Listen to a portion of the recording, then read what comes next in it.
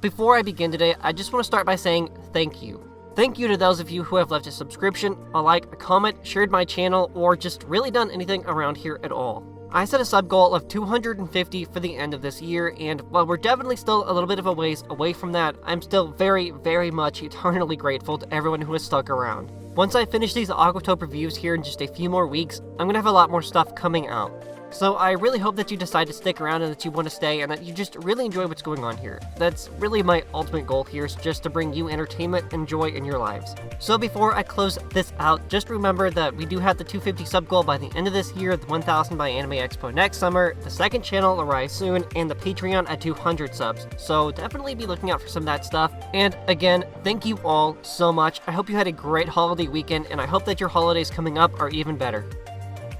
I cannot believe that we have made it 21 weeks into Aquatope now. The best way I can describe this week's episode would be in the form of a couple words and phrases though. A change of pace and emotional. Last week ended with Kukuru witnessing the final demolition of Gama Gama, which took a pretty big toll on her, also causing her to no-show at work. It's certainly understandable because Gama Gama meant so much to her. Unfortunately, Kukuru seems to have forgotten that even though the physical structure may no longer be there, it isn't the concrete and steel beams that make up the building itself that are important. The memories and experiences she was able to take away from Gama Gama itself are what matter the most.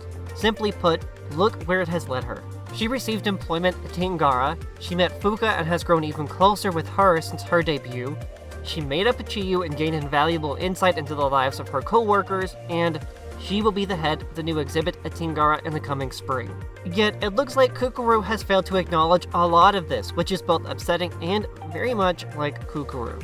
However, this episode isn't a total loss for her despite a less than optimal end to last week that bled into this week. I think we all needed some air this episode, Kukuru and Fuka included, and that's exactly what we got. I'd say we had a kind of half-dedicated episode to another of the Aquatope characters this week, that being Umiyon, but at the same time, Umi remained mostly out of the spotlight. Instead, the focus remained on Kukuru, but on Umi's wife as well. Kukuru is no stranger to running from her problems. That is something we unfortunately won't get to see much improvement on, being 4 episodes from the end of this series. I can't really call it all bad though, because it brought Kukuru a brand new opportunity and experience, but we'll get to that shortly. Obviously, everyone was worried about Kukuru, about her not showing up for work and refusing to answer any text messages or phone calls.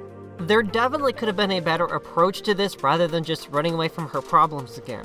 A lot of this stemmed from her overworking and her long hours though. Kukuru has had to face a lot of adversity in the time since leaving Gama Gama and being out in the real world.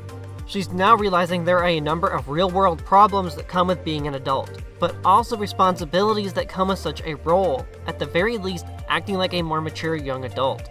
It's more than apparent that things were starting to get stuffy inside Tingara. I mean, you've got the failed wedding planner, the constant not good enough from the assistant director, and the fact that Kukuru's entire being is centered around being around the animals. Something she hasn't been able to do very much of.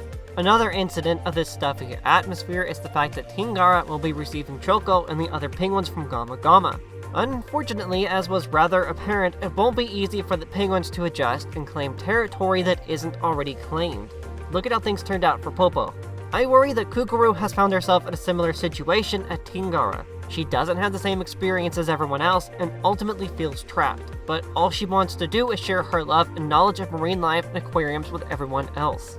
Likewise, I also worry how the Gama Gama penguins will fare when they arrive at Tingara, but I suppose we'll just have to wait and see there. But I'm equally curious how something familiar such as Choco will affect Kukuru as well.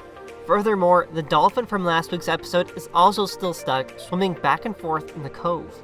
I get the impression it could potentially be there until the last episode of Aquatope as a way to further symbolize Kukuru's trapped feelings. Now, look at it this way. Once the dolphin leaves and is reunited or brought into care, it could also symbolize Kukuru's ability to put the past behind her. She overcame her differences with Chiyu and will eventually overcome the pain of losing the one place she held so dear to her heart. I mentioned earlier that Kukuru gained valuable new insight and experienced something brand new. Running away from her problems led her to a new reality, that being a small aquarium called Kame House. Seeing just how small it was opened Kukuru's eyes to another part of the world she didn't know existed. From the city life to the tall grass and one-way streets of the countryside, there was still one more miracle left to witness, and it was apparent it impacted Kukuru in a different way than what she was expecting. She has had to learn that it takes all kinds of people doing all kinds of things to make the world run, but it doesn't always have to be at breakneck speed. Witnessing the hundreds of baby sea turtles hatch on the beach that night left Kukuru in awe, not by the number of baby turtles, but at another of nature's many wonders. I think she finally realized that life goes on, even though sometimes it feels like it comes crashing down around you, something Kukuru has faced many times before. While we are beginning to slowly close things out with Aquatope, there remains the big question of what happens next. I would hate for things to end like a fairy tale story, a happily ever after that everyone forgets about. We probably won't get to know what will happen to everyone once Aquatope finishes out next month, but at the same time, seeing Kukuru's and Fuka's dreams come to fruition would be a perfect ending for me. It feels like just yesterday we had to worry about what was going to happen to Fuka and how she used to run away from her problems. Fuka has become Kukuru's guiding light, her anchor, her rock, whatever you want to call it. So as you can see, we've really come full circle now. But Aquatope has taught me some very important things, and I hope that some of you guys can say the same. Before I go ahead and close things out here, I just want to give you a quick little heads up. If you've missed any episodes, you'll be able to binge them all now if you're a bit too behind. All of these episode reviews are organized into a playlist, and each thumbnail image has the episode number in it, as does the title of the video. Okay, last thing here, you've probably seen an alternative title for this anime being something like The Two Girls Met in the Ruins of a Damaged Dream. I just want you to take a minute to think about that. Think about just how far this anime has come and exactly really what it has shown. With that thought, I'm going to close things out here. Again, thank you all so much for your amazing, tremendous, incredible support this year, especially since I started anime content back in June. If you're here for Pokemon content, I'll have more of that in 2022 on my Larai Soon channel, and a Pokemon challenges coming up before the end of the year.